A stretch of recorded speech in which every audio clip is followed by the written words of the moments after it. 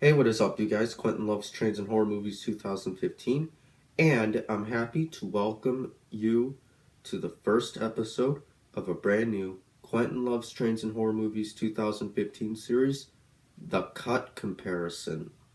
In this series, I'll be comparing different versions of movies I've already reviewed, because sometimes those differences can make up for an entirely new viewing experience. Take for example today's episode, Halloween 6, The Curse of Michael Myers. Curse is the sixth film of the series, and its production company was a mess. It had been 6 years since the previous Halloween came out, and if you'll remember, that introduced a bunch of weird shit, but with no explanation for any of it. The filmmakers literally made that stuff up and left it to whoever wrote the next film to explain everything. Like why Michael had a wrist tattoo of a paper boat all of a sudden, or who that mysterious man in black was, who went around kicking dogs and jailbreaking Michael like he was the latest iPhone. Making things even more difficult was the fact that during the interim, the Halloween series had been sold to Dimension Films, the production company owned by the Weinstein brothers. The Weinsteins were much more involved in the movie's production than the previous studios, and they put a lot of pressure on fresh-faced director Joe Chappelle to make the movie the way they wanted it, which was basically more gore and less Loomis. After a test screening of the original cut performed poorly with the mostly teenage audience, the Weinsteins got their way, and the film underwent some series of reshoots that resulted in the theatrical cut released to the public. And that's the version I reviewed. So you should watch that video by clicking right up there before continuing with this one. Now, a lot of people involved in Curse's production had very different ideas from the Weinsteins. They included producer Paul Freeman, who also produced Part 4, Mustafa Akkad, the grandfather of the series, and the only person to have been involved with every single film up to that point, and writer Dan Ferentz, who was also a true Blue Halloween fan and whose original script was way better than either cut, of course. Movies, man, they're messy to make. And even all those guys who were united as they were against the Weinsteins couldn't agree on exactly what they wanted for this movie. So, in short, Curse of Michael Myers had a ton of people trying to dictate the tone and content of this movie. That's why the theatrical cut wound up being such garbage. The producer's cut of the film is the original cut, and the one favored by Akkad and Freeman. It's much more like the first Halloween film than what we saw in the theatrical cut. And by I mean there's much less gore to the kills and way more use of Carpenter's Halloween theme. It's everywhere in this cut. Tonight's gonna be killer. Kara, I swear, one of these days you're gonna get lost in that thing. I can't find my term paper. In the theatrical cut, a lot of music was replaced by generic grungy rock. Tonight's gonna be killer. Kara, I swear, one of these days you're gonna get lost in that thing. I can't find my term paper.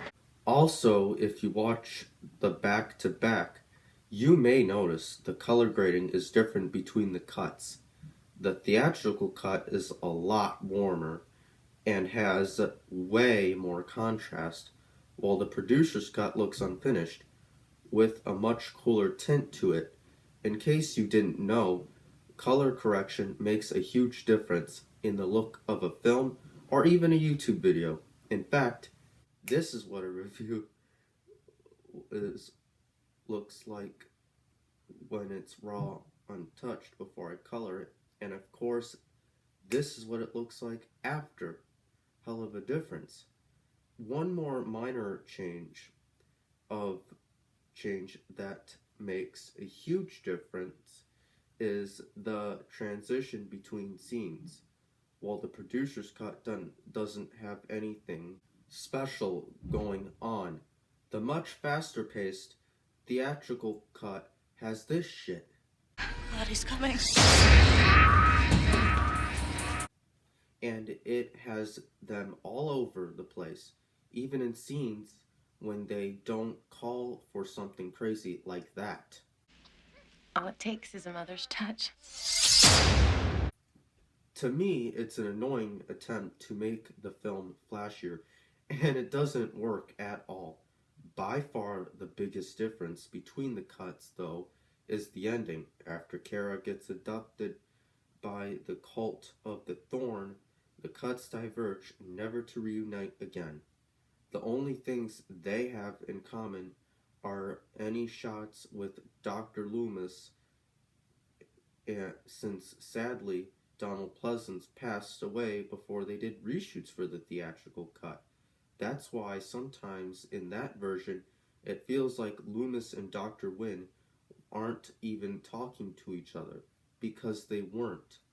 But besides that, the entire 15 minutes of the film was completely changed with the theatrical cut, adding way more bloodshed and getting rid of most of the cult stuff. But enough with this lengthy overview. Now, what I want to do with this series is go through the producer's cut bit by bit and point out all the differences, small and big. I may miss a few here and there, but I'll do my best. And afterwards, I'll give a roundup comparison and tell you which version of the movie I prefer. Sounds good? Alright, let's get to the differences. Right off the bat, we get a different title card in the producer's cut, featuring the number 6 as well as that thorn symbol, reflecting its greater significance and prominence. In the version of this movie, plants the movie in a specific year for any time traveling viewers, and the opening credits used in a different font. Oh, also is the Stephen from Paul Rudd's name gone as Paul S. Rudd. Dude, the middle initials are dope. In the scene to when Jamie is giving birth to her baby is mostly the same, except in the producer's cut, we got a few extra shots of the man in black. I like the inclusion of the character in this series, but if you're going to have a movie that tries to explain what he's doing, you might well feature him a little more. Makes sense to me. The opening credits of both films feature a cast member telling Michael's backstory, but in the theatrical cut, it's Paul Rudd. For years he was locked up in Smith's Grove Sanitarium, but he escaped. While the producer's cut gives us a classic thespian delivery from Donald Pleasance. For years he was locked up, locked away, in Smith Grove Sanatorium. But he escaped.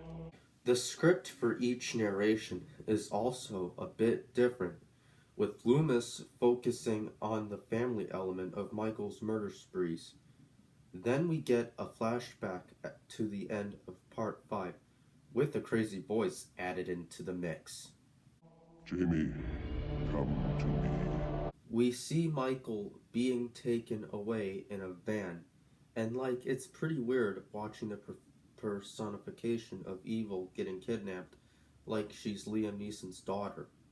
Jamie is likewise abducted, and then we see a big explosion that led everyone to believe that Michael and Jamie have both been dead these past however many years. Jamie's escape from the Candlelit cult lair, it includes an extra shot that shows Michael beginning his chase. And also, like I mentioned in the intro, we get more of that classic theme we all know and love.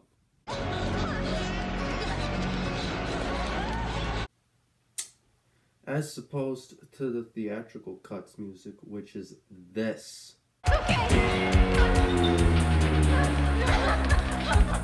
While Nurse Mary's death on the wall spike is the same, the next kill was shot to be gorier for the theatrical cut with an exposed spine and more blood. Again, original kill in producer's cut, simple neck snap. Reshot gorier kill in the theatrical cut, airing out the brainstem. Back in Haddonfield, Danny Strode is still seeing the man in black, but at least in the producer's cut, Kara has the decency to do a stay away monsters ritual to put the little boy at ease. Stay away, monsters. Stay away, ghouls. Stay away from Danny. You jerks know the rules. Why cut her being a caring mother? I don't really know why.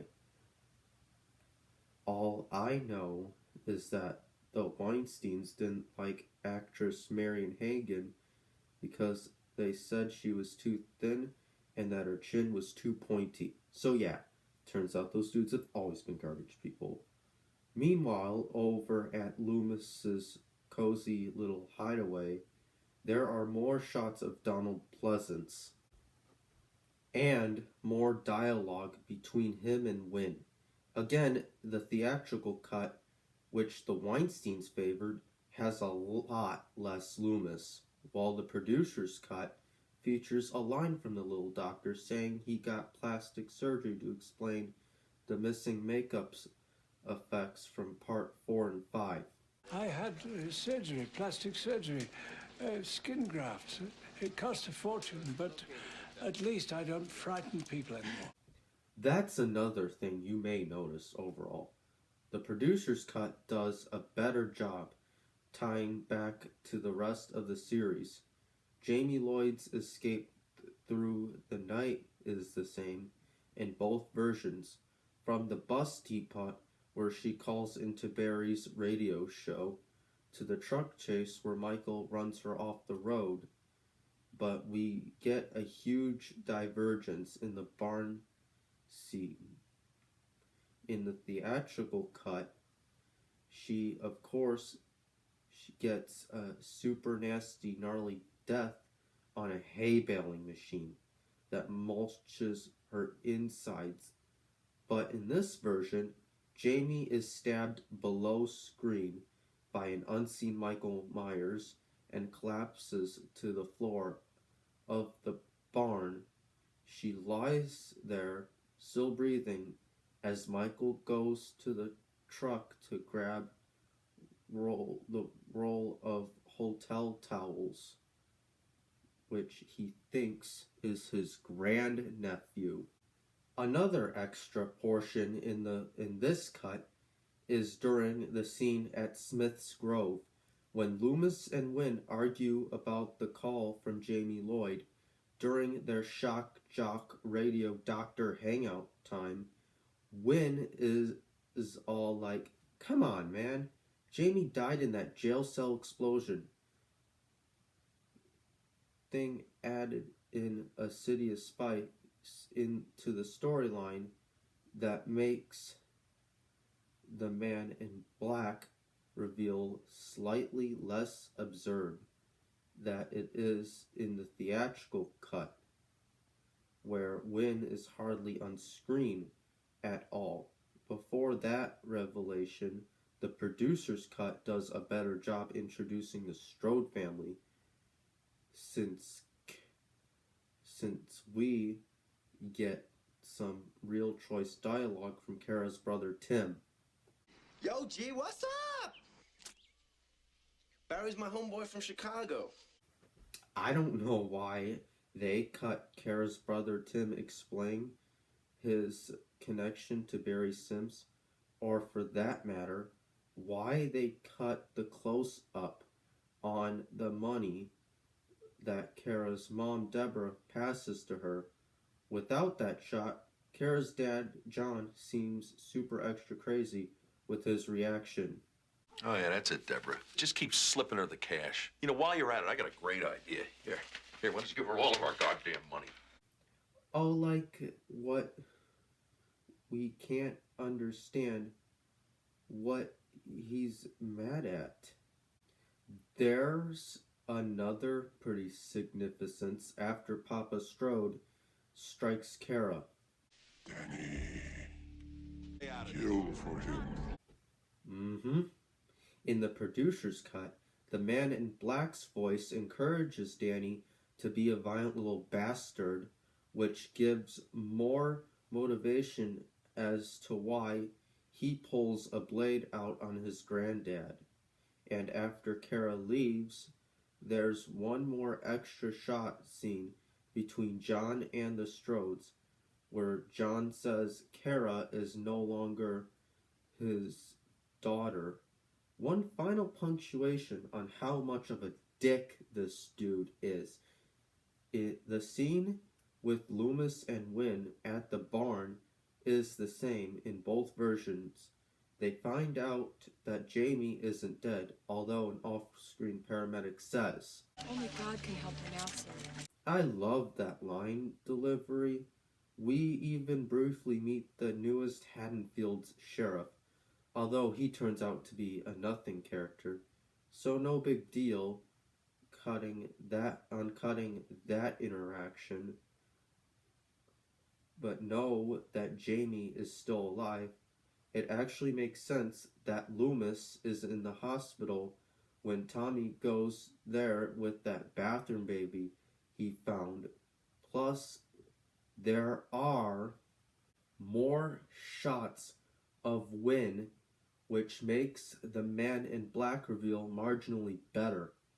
There's an extra scene when Kara goes to the college where she walks around the campus and sees a couple making out on a picnic bench, tonguing, and looks like she's getting spied upon crazy-haired Michael Myers, and a shot that again echoes the style of the original.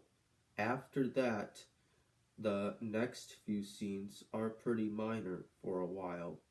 There's an extra shot of the boarding house Tommy lives in. We see Jamie Lloyd in surgery where a doctor takes the knife out of her that probably should have been taken care of a bit sooner. And then there are some extensions to a couple of scenes that are in the theatrical cut that I didn't mention in the review. First is one where Loomis talks to Deborah, but in the producer's cut, he talks to her a little longer. And second is when she calls her husband John at work. Again, most of the scene is in the theatrical cut. Only in the producer's cut does it end with John speaking to a picture of his daughter, Kara. Happy Halloween, little girl. Yeah, that's pretty weird, dude. What are you doing with that picture? We got one final scene with Jamie Lloyd in the hospital as she has a black and white flashbacks to a time when she was rushed down the Smiths Grove hallways in a procession led by the Man in Black, sticking his hands out like he's driving down the highway with the windows rolled down. It's a real weird sequence that explains where exactly her baby came from, but all spelling out that she was raped by her Uncle Michael in a nasty Rosemary's Baby type situation. Michael, please don't hurt me. Oh God, please forgive me. When that flashback is over, this happens. Your work is done now, Jamie. Yeah, so originally, Jamie survived the barnyard attack, only to be shot in the head by the man in black. That didn't go over well with a lot of people, but neither did the extremely death by hay baler. It's kind of like you can't win when you recast a central character and kill them off. The scene is wrapped up with a shot of the MIB's alter ego standing behind Loomis when he learns about Jamie's death. The next big change, when I mentioned in the review, and that's the less graphic death of John Strode. For the theatrical release, they reshot his death to be much more gorier, with a crazy head explosion. But in the original producer's cut, he goes out in a much less explosive way. Still pretty shocking. Michael once again grabs John by the throat and stabs him against a circuit breaker, which electrocutes him and causes the house's lights to flash. But the death itself is pretty PG, with no frothiness at the mouth or no head explosion. Mustafa Akkad and his son Malik, who by this point was producing, didn't think they needed the type of gore added that the Weinsteins insisted. One of the more minor changes involves the shortening of a shot that I just don't understand, especially since the longer ones adds a scotch of clarity. It's when Barry Sims is looking for his radio station's van so he can head back to the Myers house.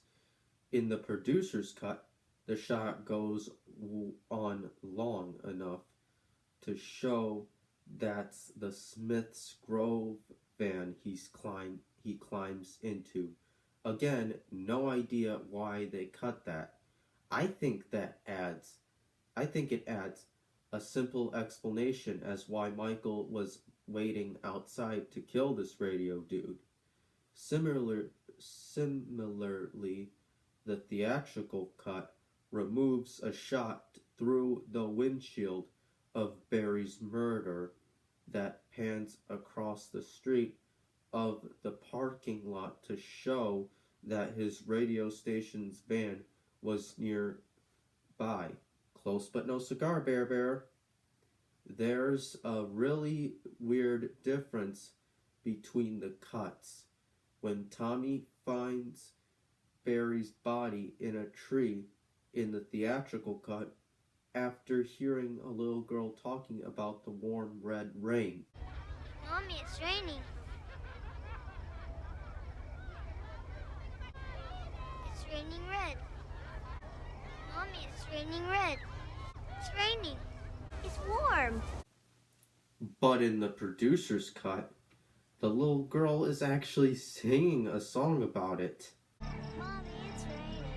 It's raining red. Mommy, it's raining. It's raining red. Mommy, it's raining. It's raining red. Mommy, it's raining red. It's warm. What? Little girls aren't allowed to sing when they are getting blood rained down on them? Just seems really weird.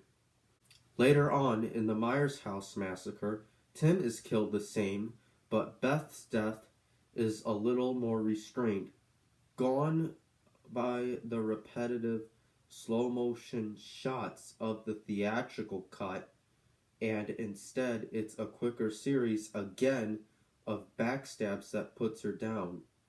Footage they had to be more extreme. After that, everything else plays out the same for a while. The Myers house sequence, the wind reveal, and until after Kara jumps out the window like a crazy lady. After that shot fades to black, we come back to Kara tied up on the slab, ready to go burn down the Wicker Man. We still have that scene between Loomis and Tommy talking about drugs and shit. There's an extra establishing shot at Smith's Grove looking like a castle before the dynamic duo gets inside. At the point, there's some extra dialogue about Michael and the cult's curse. I think Michael is under the influence of an evil rune. Thorn. Well, there are runes of light, protection. If Thor could somehow be trapped by these runes, the energies could cancel themselves out. The evil could be destroyed. I guess they cut all of that from the theatrical cut, 'cause, you know, it sounds real dumb. Again, if that's the whole basis of this movie, you've got to at least try to explain it. The theatrical cut does not. The scene between Loomis and Wynn in the latter's office is entirely different. Different office, different costumes. They straight up shot this shit twice. Or at least Wynn actor Mitchell Ryan did, since Donald Pleasance had passed before the reshoots. So the theatrical cut features his original shot with the reshot segments of Wynn. For what it's worth, I think Wynn is more menacing in the producer's cut, in spite of that giant vampire collar he's wearing. He says he's Michael's guardian, always watching over him. And that's when Loomis gets knocked out, as same as before. Only, I guess, for the stunt double in the reshoot. But that's it for the similarities. Pretty much everything from here on out is totally different. That means the producer's cut has no crazy lady dying from a stomach wound, no strobe light Dr. Massacre scene, no underground tunnel chase scene, and no Paul Rudd beating Michael Myers until he's bleeding green goop. All of that came from reshoots where director Joe Chappelle recast Michael Myers to be a thinner performer, mainly Michael Lerner, although at least they included the original performer, George P. Wilbur, who also played as Mike in Part 4, also that featured doctor victim who gets crushed against the gate. Instead of all that, though, the final sequence of the producer's cut kicks off with Tommy Doyle sneakily coming across the Thorn Cult ceremony that Kara is getting put through. Oh look, there's Mrs. Blankenship as well as Wynn's secretary we saw once before. Fun. But man, this whole thing looks ridiculous, with Michael standing off to the side like an altar boy and Danny Strode still wearing that Barry Kicks Ass shirt. Trust me, that shirt's not that cool. Tommy sees a spare Dracula and goes to suit up in it. Chase sequence is when Tommy's wearing that Manos Hands of Fate getup the whole time. Turns out to be useful, though, because he finds a bunch of runes inside. So the final cut of this is setting them out on the ground as Michael continues walking down the hallway and cutting open his hand to smear blood on the floor. Michael reaches him and grabs him by the throat, but after he croaks out Samhain like a Philistine, Michael lets him go so Paul Rudd can do some more of that head twitching we saw more of in the theatrical cut. Tommy then runs outside so he can explain to Loomis and the audience on what the hell just happened. Power of the runes stopped him. Sounds good, but the story checks out. He's back in the hallway. Michael's still standing there like an idiot in the middle of those rocks. Wynn comes up and is very disappointed in Michael's impotence, and he doesn't notice when the killer does a Thurian fist clench at his sides. A few extra lines of dialogue between Loomis and the kids makes that come with us scene a little less abrupt. And in this cut, we actually follow Loomis as he heads back inside to take care of his unintended business. There he finds Michael lying on the ground of all those rocks, except when he goes to remove the William Shatner mask, he finds Dr. Wynn instead. Wynn is shocked as Loomis, but he tells the old doctor that it's his game, and Loomis watches in horror as the Curse of Thorn tattoo appears on his wrist. I'm sorry, what the hell?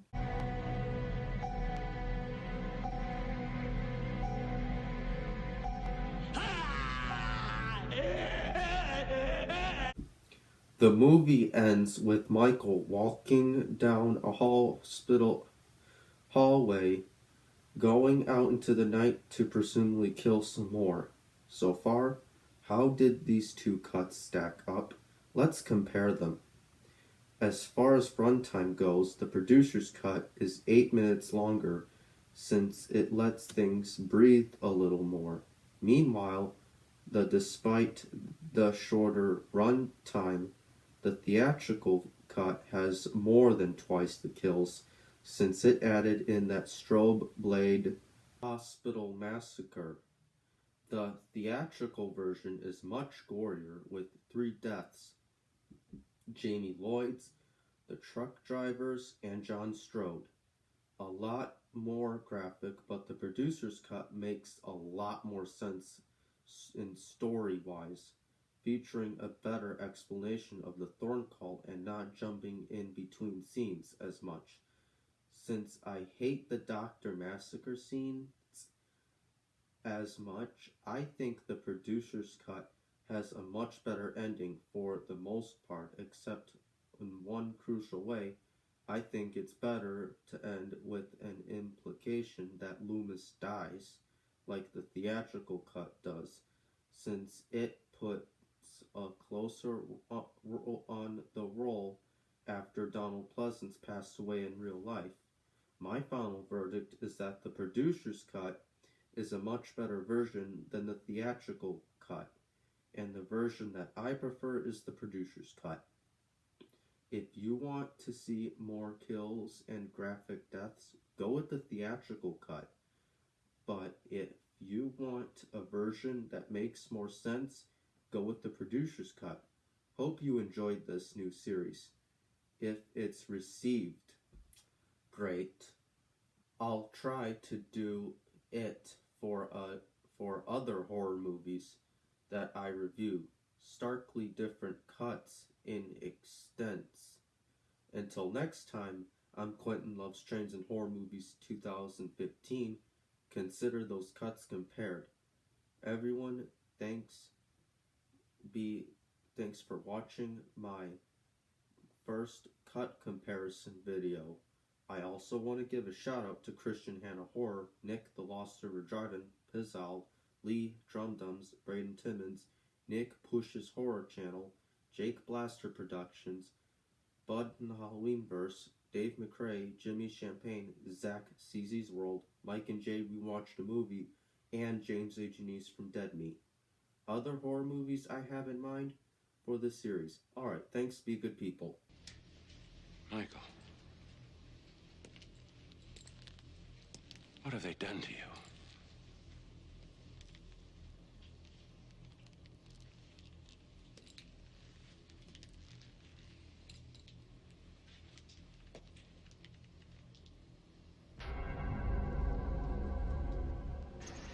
Where do we go now?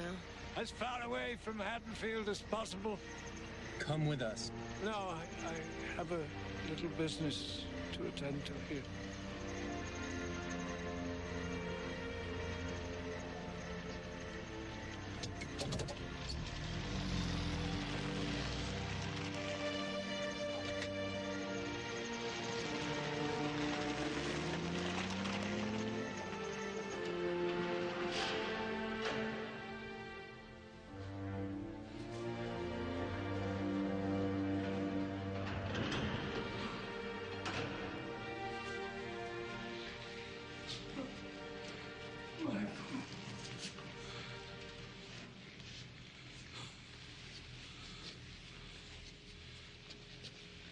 Michael. It's all over. It's all over. It's all over now.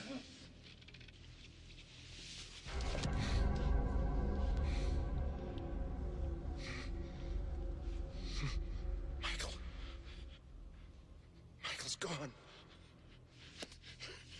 It's your game now, Dr. Loomis.